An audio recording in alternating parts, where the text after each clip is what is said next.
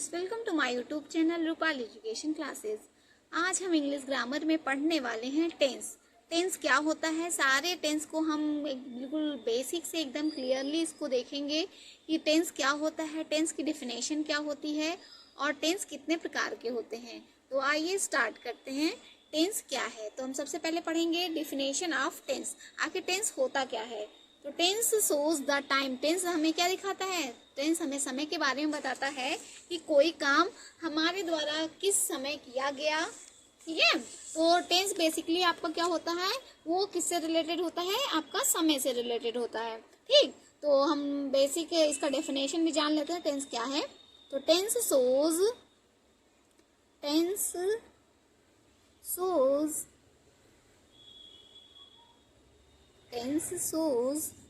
the time of an action. Tense shows the time. Time mean समय है ना, समय की बात करता है ना, समय कि हमारे द्वारा ये काम कब किया गया है, प्रेजेंट में किया जा रहा है कि पास्ट में किया गया था कि फ्यूचर में किया जाएगा। ठीक है, तो यही हमें टेंस बताता है। तो tense shows the time of an action. Action means किसी भी कार्य के। Tense shows the time of an action and degree of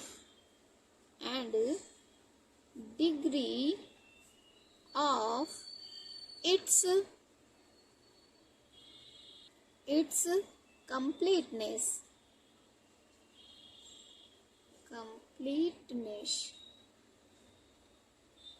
ठीक, तो इसका मतलब क्या होता है, हम हिंदी और इंग्लिश दोनों में देखेंगे कि, तो मैं आपको हिंदी में भी एकदम आपको लिख के बता दे रही हूँ। तो हम क्या कहेंगे इसको, काल की परिभाषा। काल या टेंस की परिभाषा। डेफिनेशन मीन्स हिंदी में हम क्या कहते हैं, परिभाषा कहते हैं। तो मैं आपको बिल्कुल हिंदी और इंग्लिश दोनों में बताऊंगी ताकि आप हिंदी मीडियम और इंग्लिश मीडियम दोनों बच्चों को भी बहुत ही अच्छे से समझ में आए। तो देखिए हिंदी में इसकी डेफिनेशन क्या हो जाएगी। काल मीन्स टेंस। इसी को हम क्या कहते हैं, काल। टेंस या काल किसी कार्य के एक्शन मीन्स क्या हो रहा है, कार्य। तो इसी को हम ट्रांसलेट करके ही पढ़ रहे हैं। ठीक है, मैं एकदम जो बताऊंगी केवल उसी का ट्रांसलेट करके ही आपको बताऊंगी। टेंस या काल किसी कार्य ऑफ एन एक्शन लिखा है ना, टेंस किसी कार्य के कंप्लीटनेस का मतलब पूर्ण होना। टेंस किसी कार्य के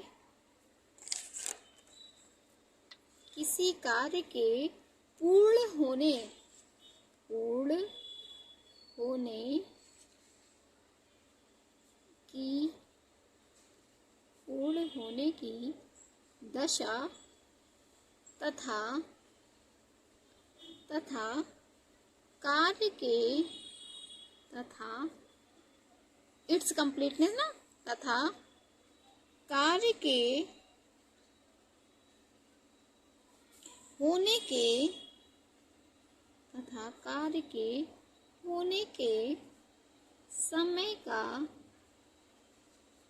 समय का बोध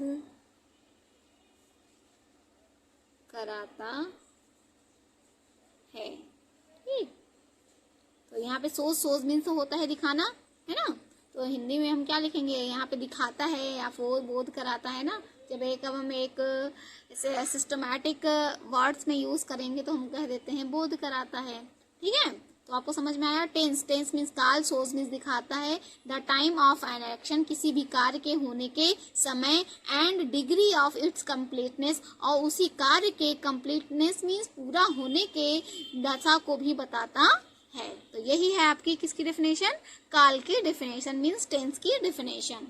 आई होप आपको समझ में आ रहा होगा। नेक्स्ट है टाइप्स ऑफ टेंस।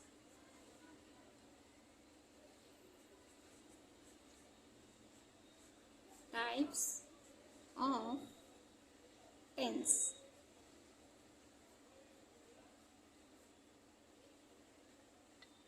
तो मेनली आपके टेंस कितने प्रकार के होते हैं? मेन तो आपके 3 ही प्रकार के होते हैं। तो उन तीनों के ही जो मेन 3 होते हैं, उन तीनों टेंस के अपने अपने प्रकार होते हैं, 4 टाइप्स होते हैं। ठीक है, बताएंगे। टेंस मुख्यतः टेंस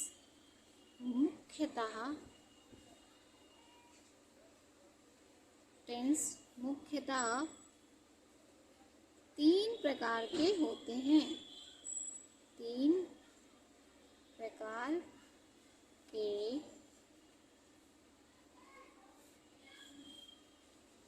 होते हैं।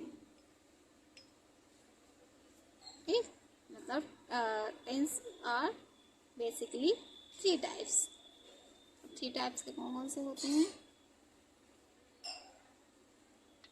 तो देखिए, टेंस आपके 3 प्रकार के होते हैं। तो टेंस को हम कैटेगराइज कर लेंगे।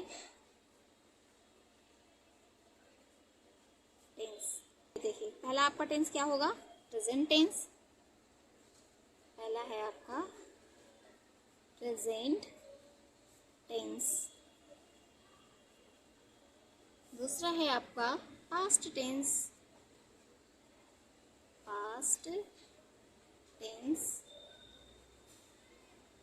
तीसरा है आपका फ्यूचर टेंस।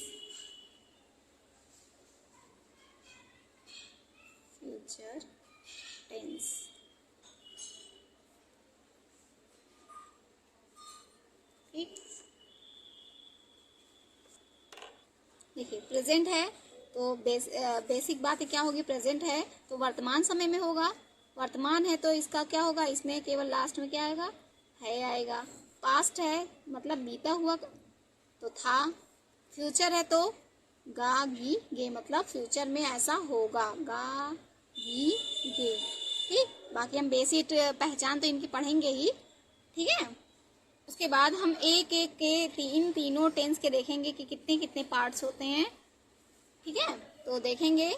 तो मेन आपका टेंस के 3 होता है, लेकिन तीनों टेंस के अपने 4 टाइप्स होते हैं। तो कुल मिला के आपके टोटल कितने टेंस हो जाते हैं? 12 टेंस हो जाते हैं। ठीक है, तो हम एक एक करके देख लेते हैं। प्रेजेंट टेंस के 4 पार्ट कौन कौन से हैं? देखिए, प्रेजेंट टेंस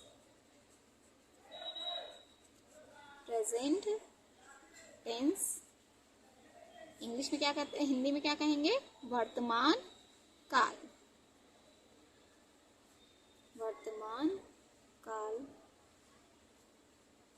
ठीक, इसमें आपका पहला पार्ट क्या हो जाएगा?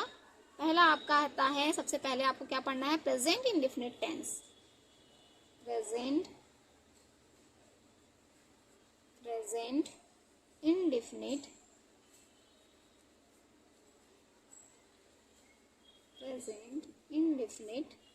टेंस। दूसरा है आपका प्रेजेंट कंटिन्यूअस टेंस। केवल अभी प्रेजेंट की ही बात हो रही है। Present continuous tense.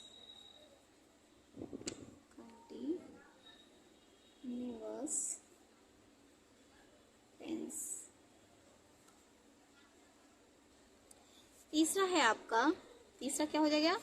एकदम बिल्कुल लाइन से ही आप पढ़ेंगे, तब पैसिव वॉइस नरेशन अभी आपको सब कुछ सीखना है। बहुत ही आसानी होती है फिर सीखने में, जब आपको एकदम सीक्वेंस इसका याद रहता है। तो तीसरा आपका क्या हो जाएगा? Present perfect tense.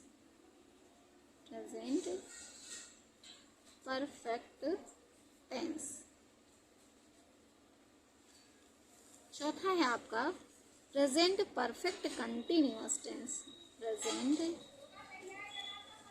Present perfect continuous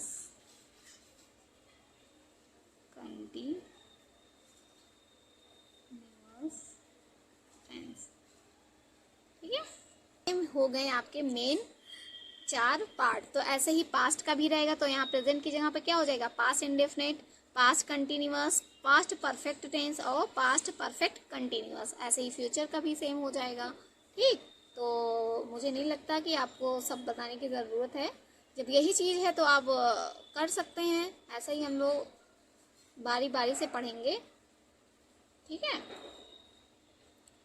तो पास्ट में भी आपका क्या, पास्ट के भी चारों कैटेगराइज हो जाएंगे। तो 4 प्रेजेंट में हो गया, ऐसे ही 4 पास्ट में भी हो जाएगा। Past indefinite, past continuous, past perfect और पास्ट परफेक्ट कंटिन्यूअस। ऐसे ही फ्यूचर में भी हो जाएगा, future indefinite, future continuous, future perfect continuous. ठीक है, तो एक बात और आपसे पूछा जाने लगा है आजकल कि प्रेजेंट कंटिन्यूअस टेंस किस टेंस को इम्परफेक्ट टेंस कहते हैं। कंटिन्यूअस मीन्स आपका इसमें आपका अर्थ क्या निकलता है कि काम हो रहा है। तो हो रहा है कि मतलब ये अभी काम पूरा हुआ नहीं है, इसीलिए हम इसको क्या कहते हैं, इम्परफेक्ट टेंस भी कहते हैं। ठीक है, आजकल ये कॉम्पिटेटिव एग्जाम में पूछा भी जा रहा है कि इम्परफेक्ट टेंस, इनमें से इम्परफेक्ट टेंस कौन सा है, इम्परफेक्ट टेंस। ठीक है, तो इसको आप ध्यान देंगे कि जो काम अभी भी चल रहा है, अभी पूरा नहीं हुआ है, उसी को हम क्या कहेंगे, इम्परफेक्ट। अभी पूरी तरीके से आपका वो कंप्लीट नहीं है, इसीलिए हम इसी प्रेजेंट कंटिन्यूअस टेंस को ही क्या कह रहे हैं, इम्परफेक्ट टेंस कहते हैं। ठीक है, कि हिंदी भी देखें तो प्रेजेंट इंडेफिनिट टेंस में क्या होता है आपका, ता है, ती है, ते है आता है। बेसिक पहचान, वैसे हम लोग इनकी पहचान तो पढ़ेंगे ही, लेकिन मैं आपको आगे सब कुछ बता दे रही हूँ। प्रेजेंट इंडेफिनिट रहेगा तो ता है, ती है, ते है, ये क्या होगी, इसकी पहचान होगी, ता है, ती है, ते है। ठीक, और कंटिन्यूअस प्रेजेंट कंटिन्यूअस टेंस है तो आपकी इसकी पहचान क्या होगी, रहा है। तो इसीलिए मैंने यही तो बताया कि इम्परफेक्ट होगा तो मतलब कोई काम चल रहा होगा। ठीक है, रहा है, रही है, रहे हैं, ऐसा हो जाएगा। प्रेजेंट परफेक्ट में, ये प्रेजेंट परफेक्ट का मतलब होता है पूर्ण।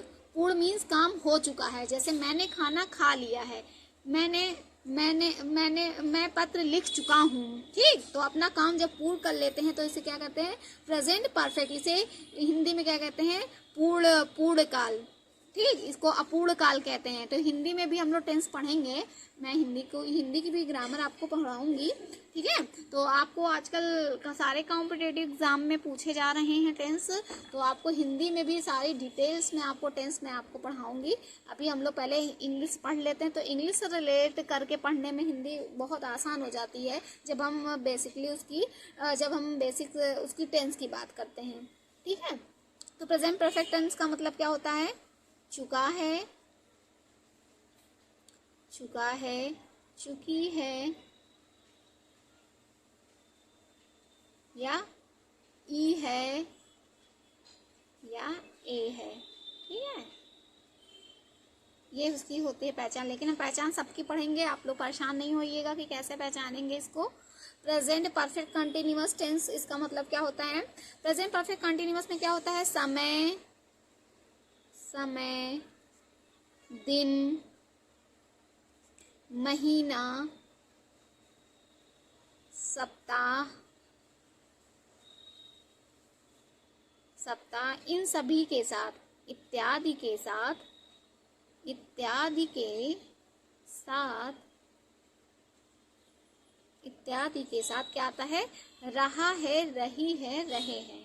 रहा है, रही है और रहे हैं आदि शब्द आते हैं। ठीक, तो ये है होगी इसकी पहचान। रहा, रही इसमें भी आ रहा है तो आप, लेकिन आपको जब इम्परफेक्ट पूछेगा तो आप क्या करेंगे, केवल कंटिन्यूअस टेंस पे ही आप लगाएंगे, चाहे वो कंटिन्यूअस, चाहे पास्ट कंटिन्यूअस का हो, चाहे फ्यूचर कंटिन्यूअस का हो, या फिर चाहे प्रेजेंट कंटिन्यूअस का हो। ठीक है, वो केवल सिंपली कंटिन्यूअस होना चाहिए, ना कि प्रेजेंट परफेक्ट। आप कहेंगे कि मैम यहाँ पे भी तो कंटिन्यूअस आ रहा है, ठीक, लेकिन आप उस पर नहीं लगाएंगे, परफेक्ट कंटिन्यूअस नहीं हो, केवल सिंपल प्रेजेंट कंटिन्यूअस टेंस होगा। ठीक है, प्रेजेंट कंटिन्यूअस या पास्ट कंटिन्यूअस या फ्यूचर कंटिन्यूअस। ठीक, टेंस के बारे में बता दिया।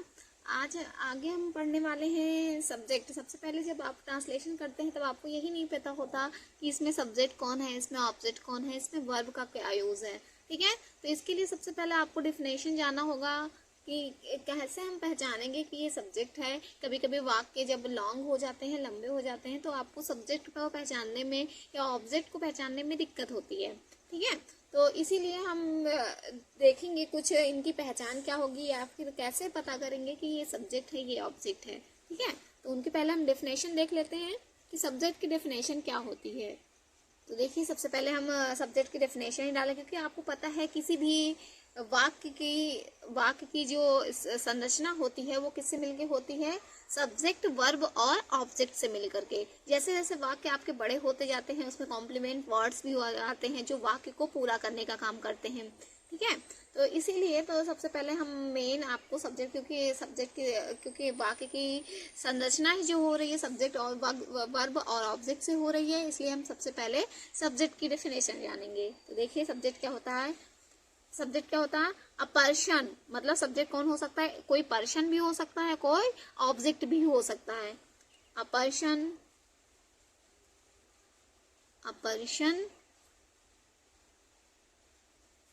और अ पर्सन और things.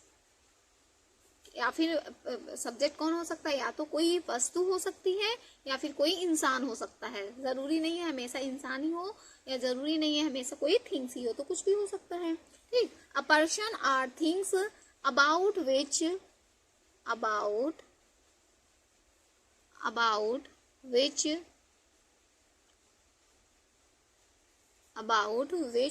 We say something in a sentence.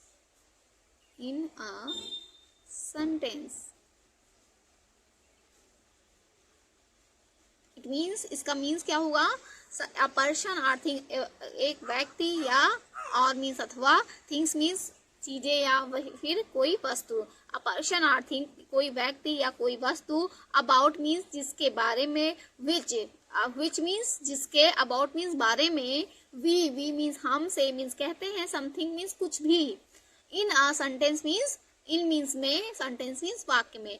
It means वाक्य में जिस व्यक्ति या वस्तु के बारे में कुछ भी वाक्य में कहा जाता है वही क्या होता है, सब्जेक्ट होता है। तो ये हो गई आपकी सिंपल सी डेफिनेशन सब्जेक्ट की। जिसको इंग्लिश में कोई ट्रांसलेट नहीं कर पाएगा तो उसके लिए मैं दोनों हिंदी और इंग्लिश लिखती जाऊंगी, ताकि आपको कोई भी दिक्कत ना हो।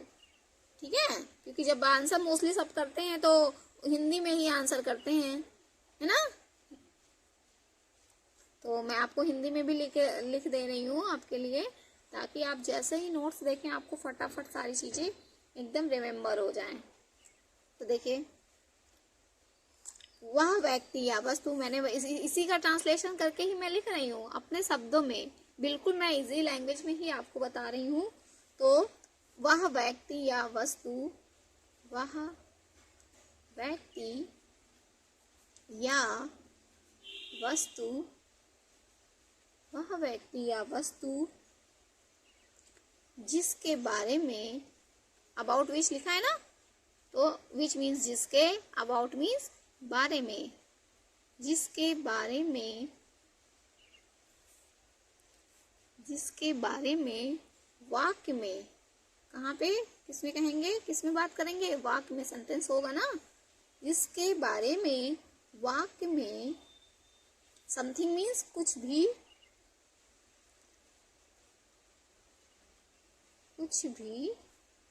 कहा जाता है,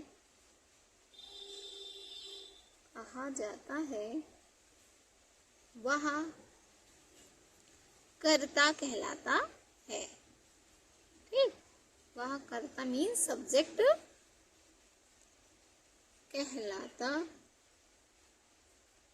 है। ठीक, यही हो गई आपकी सब्जेक्ट की डेफिनेशन। तो एग्जाम्पल के साथ हम लोग देखते हैं, क्योंकि बिना एग्जाम्पल के तो आपको चीज़ें कितनी भी डेफिनेशन बता दी जाए, बिना आपको एग्जाम्पल की चीज़ें क्लियर नहीं होती हैं। देखिए, जैसे Ram goes to school, Ram goes to school, it means, इसका मतलब क्या है, राम गोज मीन्स जाता है, गोज टू मीन्स जाता है, स्कूल मीन्स स्कूल। तो अगर आपको नहीं पता इनमें सब्जेक्ट क्या है तो आप क्या करेंगे, सबसे पहले आप किससे प्रश्न करेंगे। हाँ, तो राम गोस टू, किसके बारे में बात की जा रही है, राम के बारे में, कि राम कहाँ जाता है, स्कूल। तो ये तो डेफिनेशन में बताया, वह व्यक्ति या वस्तु जिसके बारे में वाक्य में कुछ भी कहा जाता है। ठीक, तो किसके बारे में बात की जा रही है, राम के बारे में, कि राम कहाँ जाता है, स्कूल जाता है। ठीक, तो किसके बारे में, ये कोई पर्सन है, इसी के बारे में बात हो रही है, इसीलिए ये क्या हो गया, आपका सब्जेक्ट हो गया। ठीक है, यही आपका क्या हो गया, सब्जेक्ट हो गया। जिसको भी ऐसे नहीं समझ में आएगा तो हम क्या करेंगे, उसकी पहचान देख लेंगे कि यह सब्जेक्ट की पहचान हम कैसे करेंगे। ठीक, तो मैं ये भी आपको बता दे रही हूँ, सब्जेक्ट की पहचान।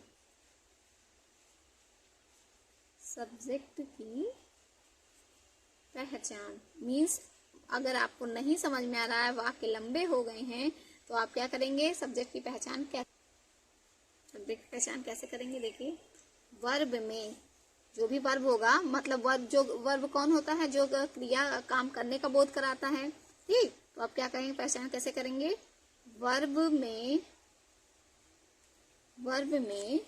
कौन या किसने, वर्ब में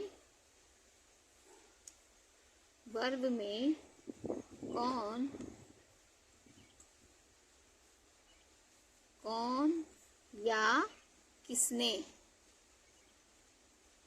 कौन या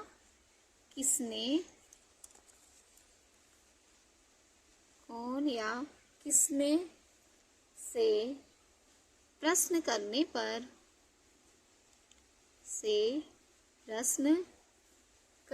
पर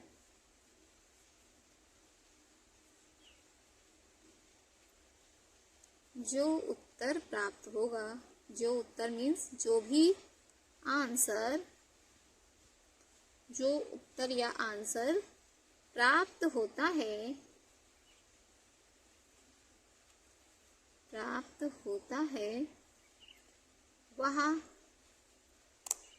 वह क्या होगा, वही सब्जेक्ट होता है, वह सब्जेक्ट होता है। ठीक है, जो अगर बहुत लंबे लंबे आपके सेंटेंस होंगे और उसमें आप नहीं पहचान पाएंगे, तो आप वाक्य में क्या करेंगे, कौन या किसने से प्रश्न करेंगे। ठीक है, चलिए इसी में देखते हैं सब्जेक्ट, उसके बाद क्या देखेंगे, ऑब्जेक्ट देखेंगे कि ऑब्जेक्ट क्या होता है।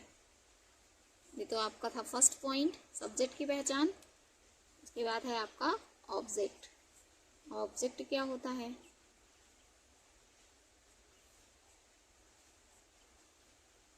ऑब्जेक्ट को क्या कहते हैं, हिंदी में कर्म कहते हैं।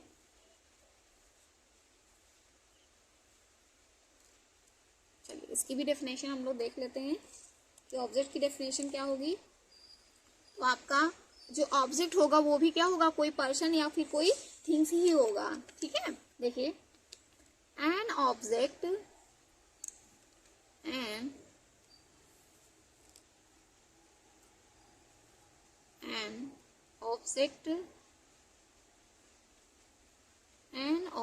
is a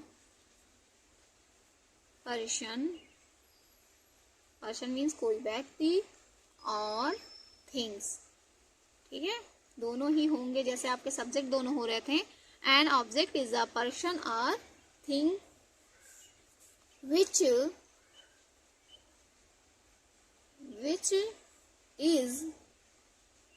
which is affected means प्रभावित होता है, which is affected by the action of verb, by the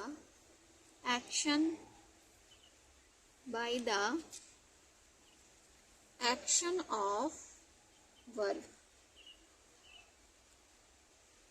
ठीक है, तो इसका हम लोग हिंदी में देख लेते हैं कि हिंदी में इसकी डेफिनेशन क्या हो जाएगी, कर्म। देखिए, ऑब्जेक्ट मीन्स कर्म वह व्यक्ति या वस्तु है। ऑब्जेक्ट भी क्या होगा, कोई व्यक्ति या वस्तु ही होगा। ऑब्जेक्ट वह व्यक्ति, यह या वस्तु वह व्यक्ति या वस्तु है जो क्रिया से प्रभावित होती है। ध्यान दीजिएगा, जो क्रिया, क्रिया मीन्स इंग्लिश में वर्ब, ठीक, जो क्रिया से, अफेक्टेड लिखा है ना, इसकी मीन्स क्या होता है, प्रभावित होना। जो क्रिया से प्रभावित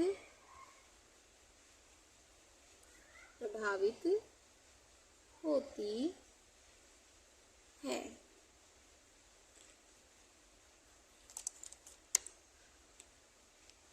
तो ऑब्जेक्ट आपको दिखेगा कहाँ, हमेशा वर्ब के बाद ही आपको ऑब्जेक्ट दिखेगा, ठीक है। तो हम ये नोट करके लिख लेते हैं। नोट की बात आप ध्यान देंगे कि वर्ब के मोस्टली क्या होता है, वर्ब के जस्ट बाद ही आपका ऑब्जेक्ट छुपा होता है। तो इसमें हम लिख ले रहे हैं ऑब्जेक्ट, ऑब्जेक्ट सामान्यतः, ज्यादातर केसों में ऑब्जेक्ट आपको कहाँ दिखेगा, ऑब्जेक्ट सामान्यतः वर्ब के बाद, ठीक है, वर्ब के बाद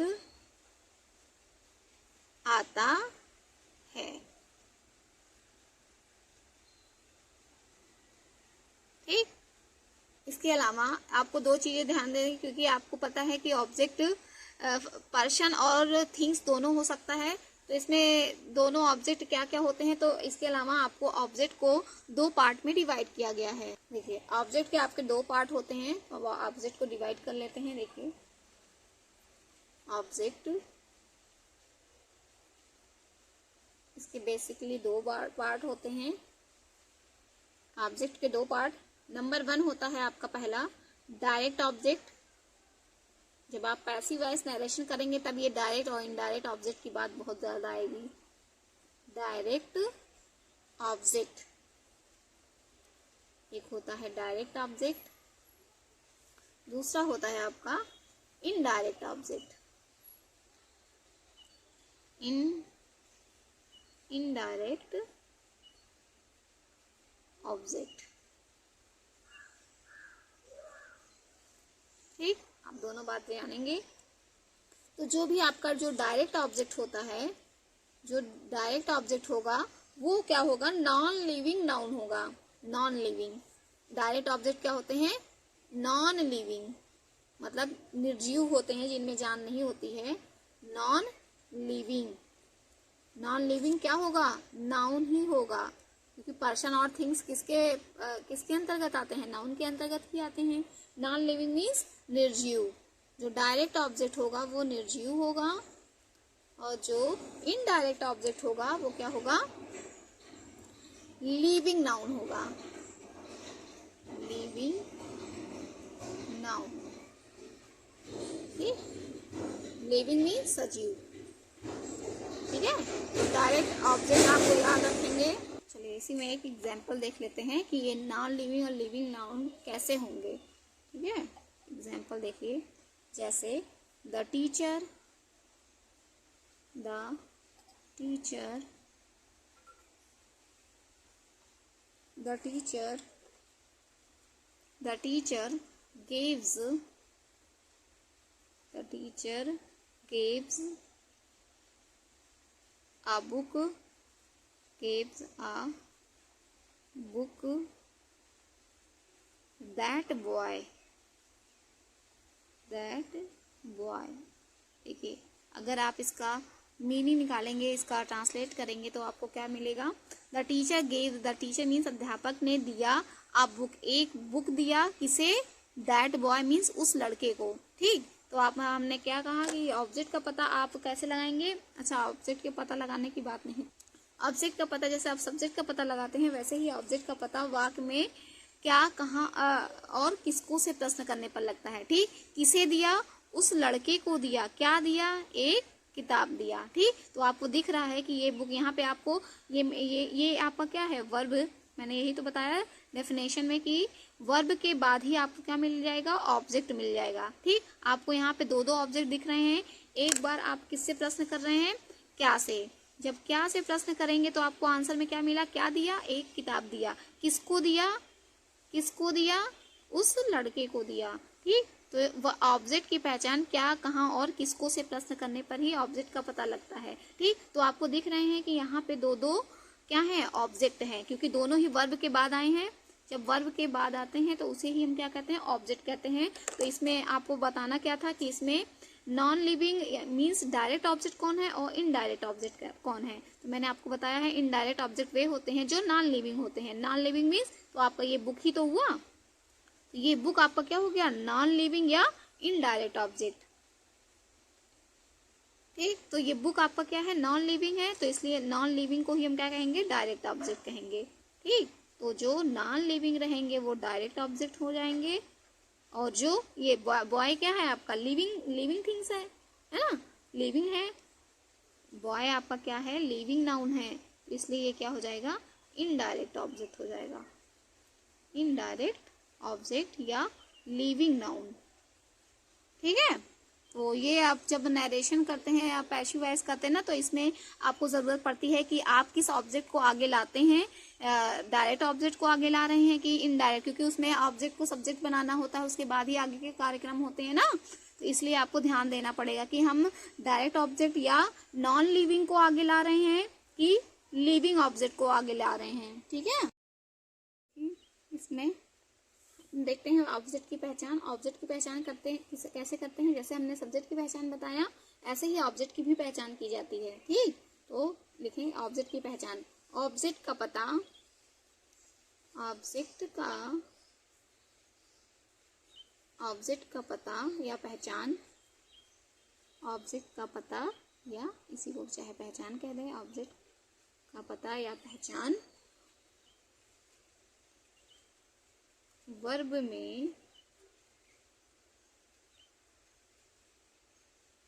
में या वाक्य में क्या,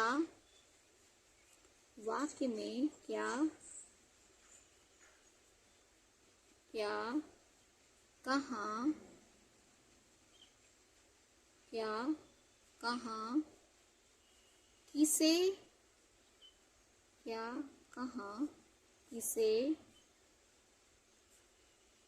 और किसको से प्रश्न करने पर, किसे और किसको से, किसे और किसको से प्रश्न करके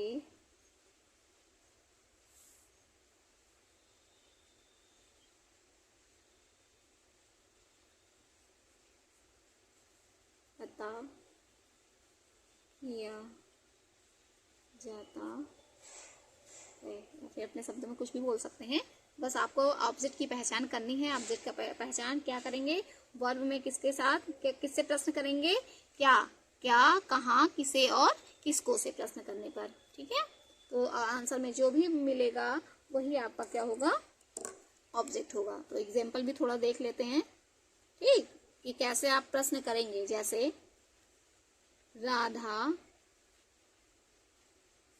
राधा सिंग्स अ सॉन्ग, ठीक, तो आपको इसमें नहीं समझ में आ रहा है कि इसमें ऑब्जेक्ट कौन है, तो आप क्या करेंगे, तो आप प्रश्न करेंगे। आपको कौन गाता है, तो कौन से प्रश्न करने पर आपको किसका पता चलता है, सब्जेक्ट का पता। तो कौन से प्रश्न किए तो आपको किसका पता चल गया, सब्जेक्ट का पता चल गया। ठीक, यही तो मैंने बताया। फिर आपको क्या, कहाँ और किसको से प्रश्न करेंगे तो आपको किसका पता चलेगा, ऑब्जेक्ट का पता चलेगा। ठीक है, तो राधा क्या गाती है, राधा एक गाना गाती है, क्या गाती है, गाना गाती है ना। तो हमने क्या से ही तो प्रश्न करने को कहा, क्या गाती है, एक गाना गाती है। तो क्या से हमने किससे प्रश्न किया, जब क्या से प्रश्न किया तो हमें क्या पता चल गया कि यही क्या है, आपका ऑब्जेक्ट है। ठीक है, ठीक, आई होप आपको समझ में आ रहा हो। चलिए नेक्स्ट एग्जाम्पल ले रहे हैं, एग्जाम्पल नंबर 1, एग्जाम्पल नंबर 2। केवल आपको समझाने के लिए मैं इतना ले रही हूँ कि आप क्वेश्चन कैसे करेंगे।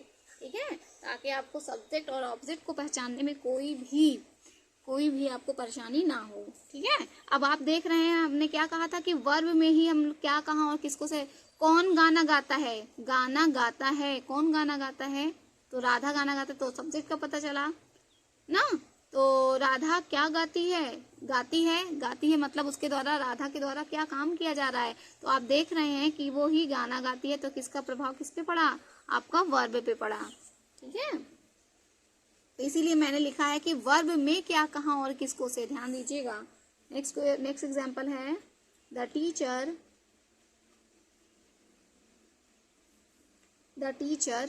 पनिश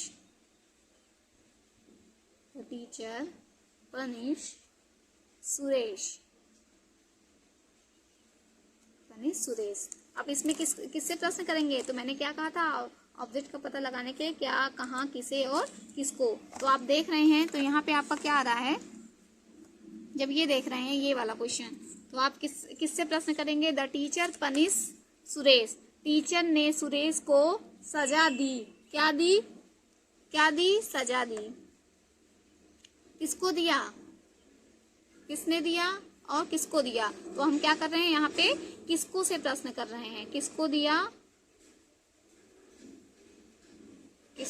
तो सुरेश को दिया, तो सुरेश आपका क्या हो गया, यही आपका ऑब्जेक्ट हो गया। मैंने कहा ना कि ऑब्जेक्ट का पता क्या, कहाँ, देखिए ये तो कहाँ है कि वर्ब में क्या, कहाँ, किसे और किसको से। तो वर्ब की बात हम क्यों कर रहे हैं, क्योंकि सजा मिली है ना, किसको मिली है, सजा मिली, किसको मिली, सुरेश को मिली। तो ये क्या है आपका, यही आपका, ये आपका है वर्ब। क्या मिला, सजा मिला, किसको मिला, सुरेश को मिला। किसने दिया, कौन और किसने से जब प्रश्न करेंगे तो हमें क्या मिल जाएगा, सब्जेक्ट मिल जाएगा, कौन या किसने। तो हम यहाँ पे किसने से प्रश्न कर रहे हैं, तो हमें ये क्या मिल गया है, सब्जेक्ट मिल गया है। ठीक, ये थर्ड एग्जाम्पल है द कैट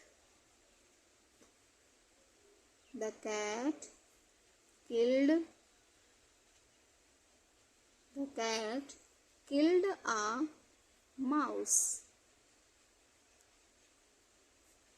इसका सेंस क्या निकल रहा है कि द कैट मीन्स बिल्ली ने चूहे को मारा। किसे मारा, किसी से प्रश्न करेंगे, किसे मारा, चूहे को मारा। तो ये माउस आपका क्या हो गया, ऑब्जेक्ट, क्योंकि हमने क्या, कहाँ, किसे और किसको से प्रश्न करने पर जो भी आंसर मिलेगा वही आपका ऑब्जेक्ट होगा। तो यही मैंने आपको बताया। तो हमने इस वाक्य में किससे प्रश्न किया, किसे से प्रश्न किया। ठीक, किसे मारा, किसे ऑब्जेक्ट का प्रभाव किस पे पड़ रहा है, वर्ब पे पड़ रहा है ना। तो हम क्या कर रहे हैं, किसे मारा क्या है, आपका ऑब्जेक्ट है। तो ऑब्जेक्ट का प्रभाव किस पे पड़ रहा है, वर्ब पे पड़ रहा है। ठीक है, आई होप आपको सब्जेक्ट और ऑब्जेक्ट आपको बहुत ही क्लियर हो गए होंगे। इसके अलावा अब हम पढ़ रहे हैं वर्ब। नेक्स्ट है आपका सब्जेक्ट, ऑब्जेक्ट हो गया। अब नेक्स्ट है आपका वर्ब, क्योंकि जब तक आप बेसिक बातें नहीं जानेंगे तब तक आपको ट्रांसलेशन करने में भी दिक्कत होती, क्या वर्ब है, क्या ऑब्जेक्ट है। ठीक है, इसलिए पहले हम लोग बेसिक चीज़ों को जान रहे हैं। ठीक, तो देखिए वर्ब की डेफिनेशन क्या होती है, the word which describe the word which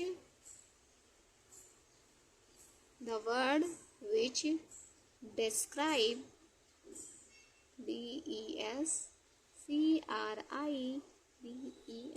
the word which describe the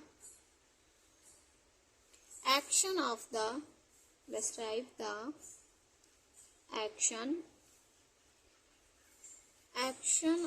the subject. The action of the subject is called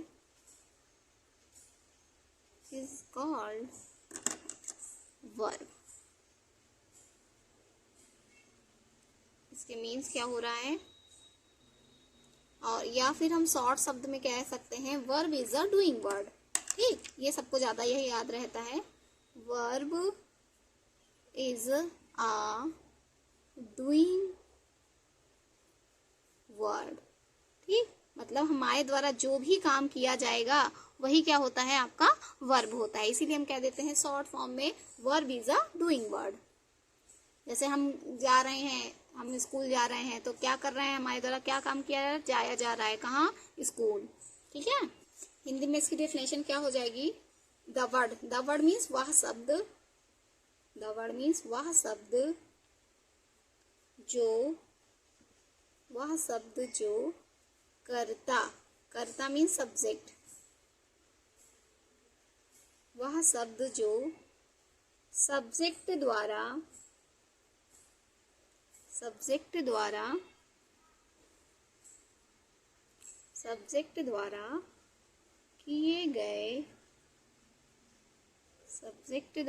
किए गए कार्य का वर्णन करता है। डिस्क्राइब बताया है ना, किए गए एक्शन मीन्स हो गया कार्य, डिस्क्राइब मीन्स वर्णन करना। तो ठीक है, तो वह शब्द जो सब्जेक्ट द्वारा किए गए कार्य का वर्णन करता है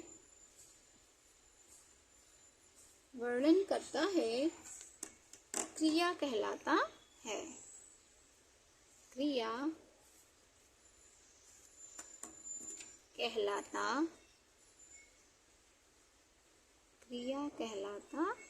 है। ठीक, एग्जाम्पल देख लेते हैं। चलिए, एग्जाम्पल है आपका जैसे birds fly in the sky, birds fly in the sky. ठीक, तो चिड़िया आकाश में उड़ती हैं, क्या करती हैं, उन चिड़ियों के द्वारा क्या काम किया जा रहा है, क्या डूइंग वर्ड है, चिड़ियों द्वारा उड़ा जा रहा है। तो यहाँ पे फ्लाई क्या हो गया आपका, वर्ब हो गया। कौन आकाश में उड़ता है, जब कौन से प्रश्न करेंगे तो हमें क्या मिल जाएगा, सब्जेक्ट मिल जाएगा। अभी तक हम इतनी बातें पढ़े हैं, है ना, कौन से सब्जेक्ट करेंगे, कौन से क्वेश्चन करेंगे तो हमें क्या मिलेगा, कौन आकाश में उड़ता है, तो चिड़िया आकाश में उड़ती है, तो चिड़िया क्या हो गई, सब्जेक्ट हो गई। ठीक, और इन चिड़ियों के द्वारा कौन सा डूइंग वर्ड, क्या काम किया जा रहा है, उड़ा जा रहा है, तो इसलिए उड़ा जा रहा है, तो ये फ्लाई क्या हो गया आपका, वर्ब हो गया। कहाँ, इन द स्काई, कहाँ पे उड़ा जा रहा है, आकाश में, कहाँ पे, आकाश में। तो ये आकाश आपका क्या हो गया, आपका ऑब्जेक्ट हो गया, कहाँ, आकाश में। ठीक, देखिए अब जा करके आपके अब पूरे वाक्य कंप्लीट हुए सब्जेक्ट, वर्ब और ऑब्जेक्ट से। ठीक है, तो यही क्या होती है, सेंटेंस का स्ट्रक्चर होता है कि किसी भी सेंटेंस कब कंप्लीट होता है, किससे बना होता है, सब्जेक्ट, वर्ब और ऑब्जेक्ट से। इसके अलावा कुछ वाक्यों में आपके कॉम्प्लीमेंट वर्ड भी होंगे, तो हम लोग आगे देखेंगे कि कॉम्प्लीमेंट वर्ड क्या है। चलिए अब हम इसके वर्ब के काइंड्स भी देख लेते हैं, काइंड्स ऑफ वर्ब। चलिए, काइंड्स ऑफ वर्ब कितने प्रकार के होते हैं देख लीजिए। वर्ब्स मुख्यतः बेसिकली कितने प्रकार के होते हैं, 4 प्रकार के होते हैं। वर्ब मुख्यतः 4 प्रकार के होते हैं। नंबर 1, चलिए चारों प्रकार को देख लीजिए, चारों प्रकार आपके कौन कौन से हैं। पहला वर्ब आपका क्या है, intransitive verb, intransitive, INTRAN,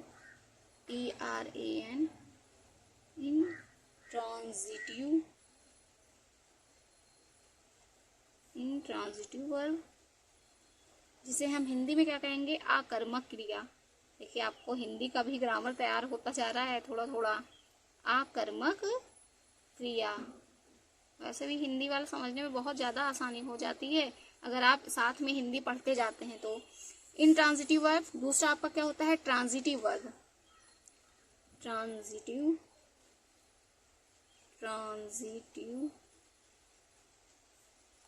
verb से क्या कहते हैं, साकर्मक क्रिया।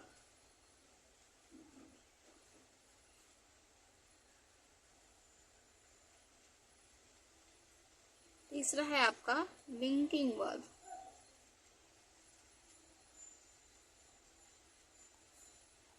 लिंकिंग वर्ब जिसे हम क्या कहते हैं, संयोजक क्रिया, संयोजक क्रिया। चौथा है आपका ऑक्सिलरी वर्ब, ऑक्सिलरी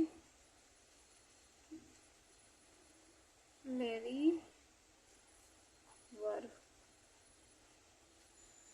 जिसे हम क्या कहते हैं, सहायक क्रिया। सहायक क्रिया। ठीक, इतने आपको वर्ब देखने हैं, तो चलिए एक एक करके देखते हैं। सबसे पहले आपका क्या होता है, क्या है आपका इंट्रांजिटिव वर्ब। पहला है आपका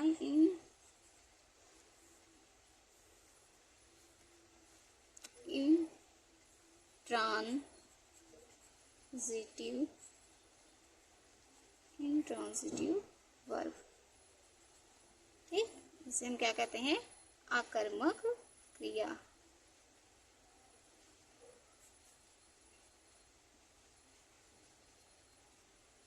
चलिए तो पहले देख लेते हैं, केवल हम बेसिक बातें इसमें जानेंगे। तो इंट्रांजिटिव वर्ब की आपकी क्या पहचान होगी, पहचान देख लेते हैं। पहचान, इसको आइडेंटिफाई कैसे करेंगे। वर्ब में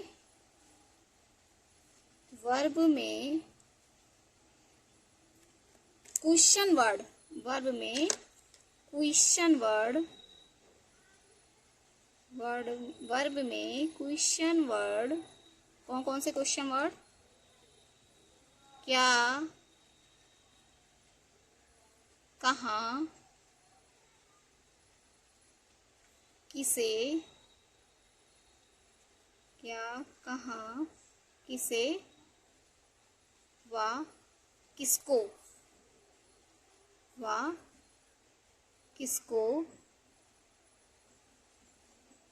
किसको से प्रश्न करने पर, क्वेश्चन वर्ड क्या, कहाँ, किसे, किसको लगाने पर या इससे प्रश्न करने पर,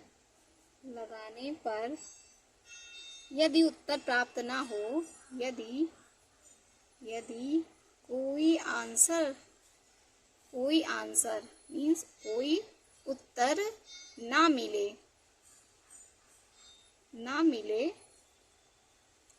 तो ऐसी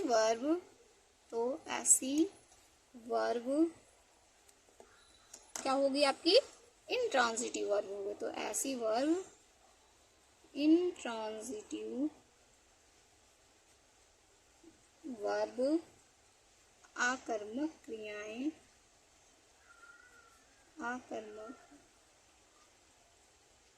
क्रियाएं कहलाती हैं। ठीक, जो मैं आपको समझाना था मैंने सारी चीज़ें आपके लिए लिख दी है, ताकि आपको बिल्कुल भी कोई परेशानी ना हो। ठीक है, तो इंट्रांजिटिव वर्ब की पहचान कैसे करेंगे, यदि क्या, कहाँ, किसे से प्रश्न करने पर आपको कोई भी आंसर नहीं मिलेगा, तो वही क्या होगा, इंट्रांजिटिव वर्ब होगा। तो एग्जाम्पल देख लेते हैं, जैसे ही गोज, वह जाता है। तो कहाँ जाता है, आपने कहाँ से प्रश्न किया, कहाँ, किसे, किसको, किसी से भी प्रश्न करेंगे आपको कोई आंसर नहीं मिलेगा। ठीक, तो वह जाता है, कहाँ जाता है, तो आपको आंसर में कुछ भी नहीं मिल रहा है। तो यही जो आपका यही वर्ब हुआ, यही आपका क्या हो गया, इंट्रांजिटिव वर्ब हो गया। ठीक है, इंट्रांजिटिव वर्ब हो गया। ठीक, आई होप आपको बहुत अच्छे से समझ में आया होगा। तो अगर आपको बेसिक, एकदम बेसिक चीज़ बातों में समझाएं तो हम क्या कहेंगे कि ऐसे सेंटेंस जिसमें कोई भी ऑब्जेक्ट नहीं होगा, वही आपका इंट्रांजिटिव वर्ब होगा। सिंपल सी भाषा में आपको केवल यही जानना है। ठीक, ऐसे मैं कई एग्जाम्पल आपको दे रही हूँ। ठीक, तो ऐसे सेंटेंस जिसमें आपका कोई भी ऑब्जेक्ट नहीं होगा, वही आपका क्या हो जाएगा, इंट्रांजिटिव वर्ब हो जाएगा। जैसे अगर दूसरा एग्जाम्पल देखें तो The madman laughed. The madman laughed. पागल आदमी ने हंसा, किस पर हंसा नहीं पता। ठीक, तो पागल आदमी ने क्या किया, केवल हंसा। तो आप देख रहे हैं ये आपका क्या है, वर्ब है। अगर वर्ब के बाद आपका कोई भी ऑब्जेक्ट नहीं है, तो आप इस वर्ब को क्या कंसीडर करेंगे, इंट्रांजिटिव वर्ब। सिंपल सी बात, इंट्रांजिटिव वर्ब। ठीक, अगर इस वर्ब के बाद आपका कोई भी ऑब्जेक्ट नहीं है तो आप किस क्या कंसीडर करेंगे, इंट्रांजिटिव वर्ब। देखिए थर्ड एग्जाम्पल, जब तक आपको ना समझ में, थोड़े एग्जाम्पल ज़्यादा लिए रहेंगे तो आपको बातें ज़्यादा क्लियर रहेंगी। तीसरा एग्जाम्पल है आपके लिए, the dog barks, the dog barks, कुत्ते ने भौंका। किस पर भौंका, कहाँ भौंका, ये आपको नहीं पता, तो कुत्ते ने केवल अपना एक्शन किया, किस पर किया ये नहीं पता है। तो अगर यही आपका मेन ऑब्जेक्ट नहीं है तो यही जो आपका वर्ब रहेगा वो आपका क्या हो जाएगा, इंट्रांजिटिव वर्ब हो जाएगा। हिंदी में भी बहुत ज़्यादा ये वाला पूछता है, लाफ, हंसना, सोना, ये सारे आपके कौन से हैं, इनडायरेक्ट ऑब्जेक्ट होते हैं, आकर्मक क्रियाएं होती हैं। तो हिंदी में भी बहुत ज़्यादा पूछता है इंट्रांजिटिव वर्ब। ठीक, चलिए आपका दूसरा है, पहला टाइप मैंने पढ़ लिया, अब दूसरा टाइप आप क्या पढ़ेंगे, दूसरा आपने टाइप क्या पढ़ा था, ट्रांजिटिव वर्ब। ठीक है, तो चलिए देखिए दूसरा ट्रांजिटिव वर्ब। वर्ब सेम उसी का अपोजिट रहेगा इनडायरेक्ट ऑब्जेक्ट का, तो उसमें भी जैसे हमने लिखा था वर्ब में क्वेश्चन वर्ड, वर्ब में क्वेश्चन वर्ड, कौन कौन से क्वेश्चन वर्ड, क्या, क्वेश्चन वर्ड क्या, किसे, क्या, किसे, किसको, क्या, किसे, किसको, लगाकर प्रश्न करने पर, किसको लगाकर प्रश्न करने पर, प्रश्न करने पर, यदि कोई आंसर, यदि कोई आंसर मीन्स कोई उत्तर मिले तो ऐसे वर्ब्स को, ऐसे वर्ब ट्रांजिटिव वर्ब कहलाते हैं। तो ऐसे वर्ब ट्रांजिटिव वर्ब कहलाते हैं। ठीक, सिंपल सी बात है एकदम, आपको कोई भी दिक्कत नहीं होगी समझने में। जैसे एग्जाम्पल लेते हैं,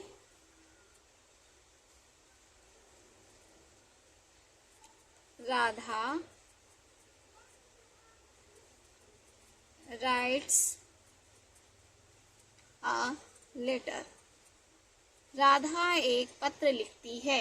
क्या लिखती है, क्या से आपने क्वेश्चन किया, मैंने बताया ना, क्या, किसे, किसको लगाकर प्रश्न करेंगे, तो अगर उनमें आंसर मिलेगा तो आप क्या करेंगे, उसी वर्ब को आप क्या कंसीडर करेंगे, ट्रांजिटिव वर्ब। ठीक है, ये तो बताया था मैंने।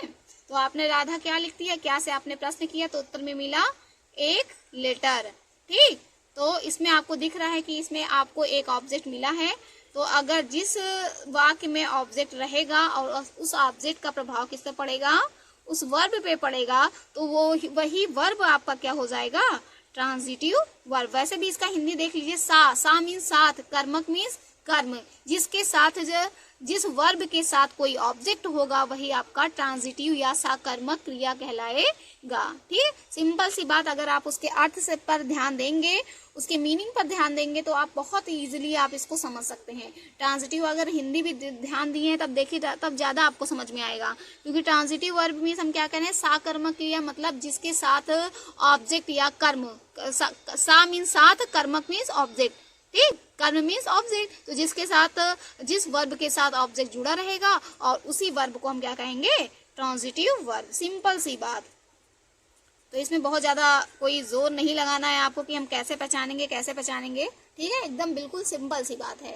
तो ये देखिए लिंकिंग वर्ब क्या होते हैं, इसमें केवल हम बेसिक चीजें देख लेंगे। लिंकिंग वर्ब आपके कौन कौन से होते हैं, is, am, are, was, were. ठीक है, क्या क्या होते हैं linking verb, is, am, are, was, were बहुत लोग वेयर इसको पढ़ते हैं, तो आप लोग ध्यान दीजिए, इसको वेयर नहीं वर पढ़ा जाता है, WERE वर। ठीक, यही आपके क्या है, इज, एम, आर, वाज, वर क्या है आपके लिंकिंग वर्ब कहलाते हैं, लिंकिंग वर्ब्स हैं। ठीक है, ये आपके क्या है, लिंकिंग वर्ब्स हैं। और इसमें मेन बात होती है कि लिंकिंग वर्ब के बाद कोई भी आपका नाउन जरूर होगा। ठीक है, लिंकिंग वर्ब्स, लिंकिंग वर्ब्स के बाद, लिंकिंग वर्ब्स के बाद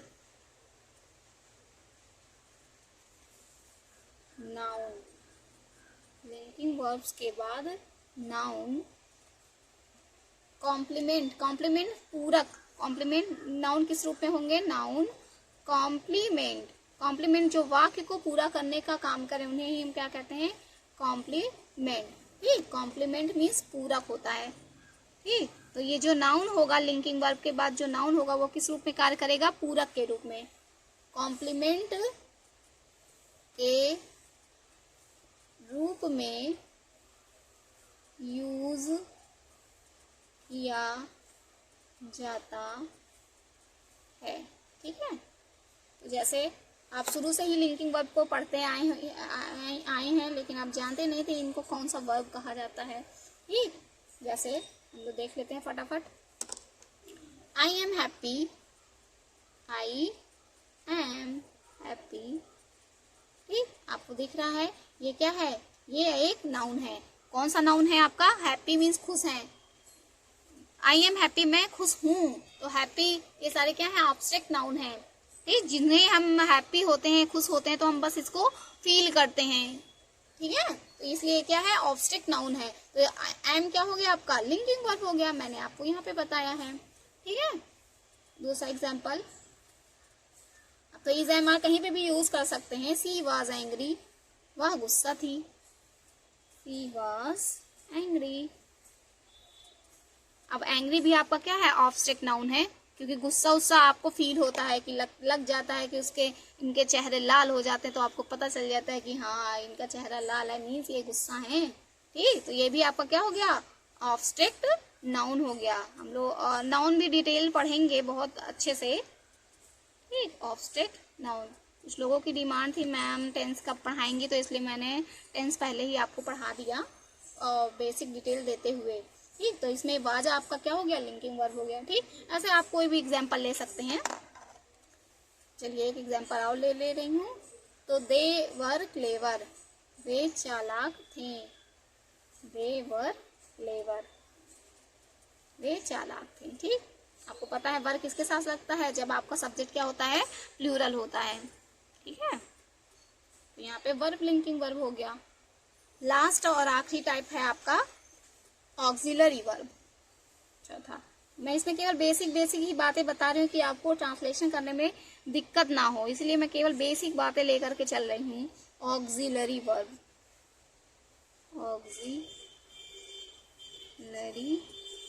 वर्ब, ऑक्सिलरी मीन्स क्या होता है, सहायक क्रिया। ऑक्सिलरी वर्ब सहायक क्रिया। तो ऑक्सिलरी वर्ब आपके 2 टाइप्स के होते हैं, तो हम चलिए इसी समय कैटेगराइज कर लेते हैं। ऑक्सिलरी वर्ब कितने टाइप के, 2 टाइप्स के। ऑक्सिलरी वर्ब्स कितने टाइप के होते हैं, 2 टाइप्स के होते हैं। चलिए 2 टाइप्स हम डिवाइड कर लेते हैं।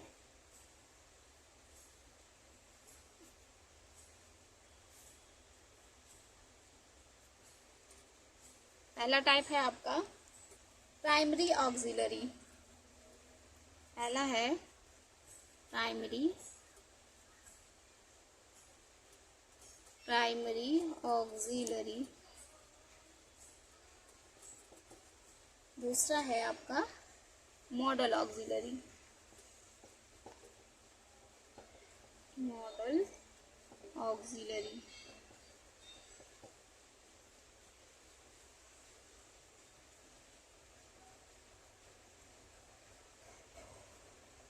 एक एक करके हम दोनों ऑक्सिलरी वर्ब्स को देख लेते हैं। पहला है आपका primary auxiliary verb, primary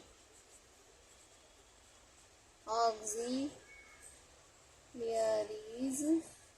primary auxiliaries verbs. इसके अंतर्गत क्या क्या आते हैं आपको ध्यान देना है। इसके अंतर्गत बी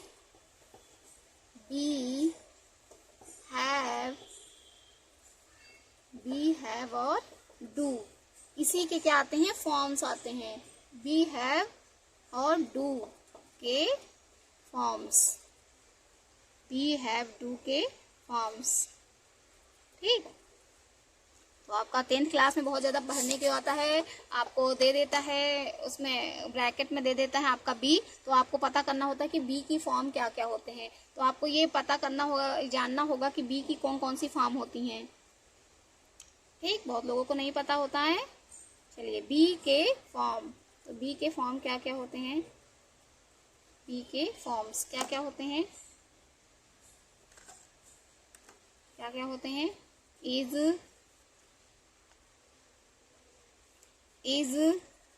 एम, आर, वाज, वर, यही क्या होते हैं, आपके बी के फॉर्म होते हैं। तो जब भी ब्रैकेट में आपको बी मिल जाए तो आपको याद रहना चाहिए कि बी की फॉर्म कौन कौन से होते हैं, इज, एम, आर, वाज, वर, उसी में से आपको कुछ भरना होगा।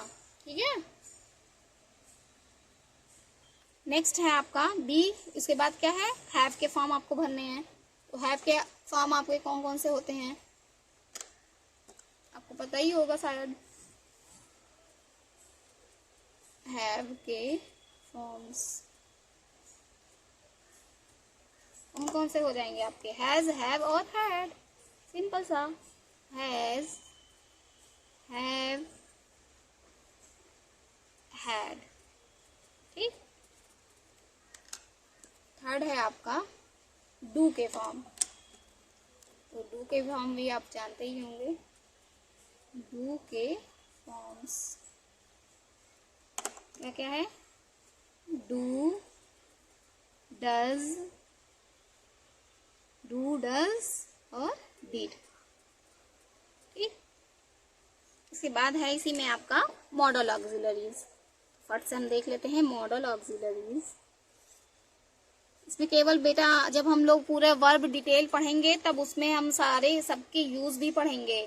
ठीक, तो अभी मैं केवल आपको इंट्रोड्यूस करा रही हूँ कि इसे कौन सा वर्ब, अभी हम लोग क्योंकि वर्ब ट्रांसलेशन में वर्ब आपको पता होना बहुत ज़रूरी है, तो इसीलिए मैंने डिटेल में आपको वर्ब केवल लिया है, नहीं तो हम लोग साथ में नाउन वाउन सब करते चलते हैं। ठीक है, तो हम लोग पार्ट ऑफ स्पीच में वो पढ़ेंगे सारे डिटेल्स।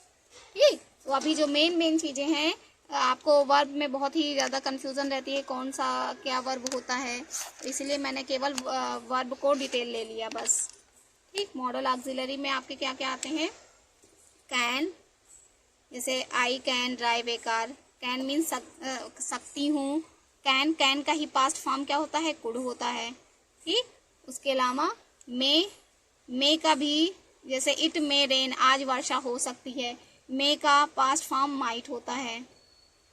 ठीक, मे, माइट, शैल, शुड, शैल का पास्ट फॉर्म क्या हो जाएगा, शुड हो जाएगा। विल का पास्ट फॉर्म वुड हो जाएगा। ठीक, इसके अलावा मस्ट मीन्स चाहिए ना, कि आपको जरूरी ऐसा करना चाहिए, मस्ट। उसके अलावा एक शब्द होता है ऑट टू, नैतिकता को दिखाता है, ऑट टू। ठीक, किसी की आज्ञा पालन करने के लिए। ठीक है, तो आज की वीडियो में बस इतना ही। ऑट टू बेटा हमेशा एक साथ आता है, आप लोग ध्यान दीजिएगा कि एग्जाम में फिलअप करने को आता है, तो आप लोग ध्यान दीजिए कि ऑट टू एक ऐसा वर्ब है जिसके तुरंत बाद आपका क्या आता है, टू आता है। ठीक है, तो आई होप आज की वीडियो आपको बहुत ही पसंद आई होगी, और मेरे सेशन सच में आपको पसंद आ रहे हैं तो please like, subscribe and share करना ना भूलें, और मेरी वीडियो से लास्ट तक बने रहें। मैं आपको पूरे इंग्लिश ग्रामर आपको पूरे ही डिटेल में करवाऊंगी। ठीक है, तो आपका हो सकता है थोड़े दिन बाद वीडियो अपलोड हो, क्योंकि मैं सारे सब्जेक्ट ही पढ़ा रही हूँ, मैथ्स भी पढ़ा रही हूँ, रीजनिंग भी पढ़ा रही हूँ, तो तो और अब मैं हिंदी भी ग्रामर आपको पढ़ाऊँगी, तो इसके लिए तो आप थोड़ा सा वेट करिएगा, लेकिन मैं आपको सारे वीडियोज़ प्रोवाइड कराऊँगी, ठीक है। तो आपको जो भी नेसेसरी रहेगी जिस चीज़ की, तो उस पर आप कमेंट कर सकते हैं, मैं उस पर आपके लिए वीडियो बना के इस पर डाल दूँगी, ठीक है। तो आपको मेरे वीडियो पसंद आ रहे हैं तो सारे वीडियो में मेरे लास्ट तक बने रहिएगा। आपको कुछ ना कुछ आपको एक्स्ट्रा में और चीज़ें सीखने को ही मिलेंगी।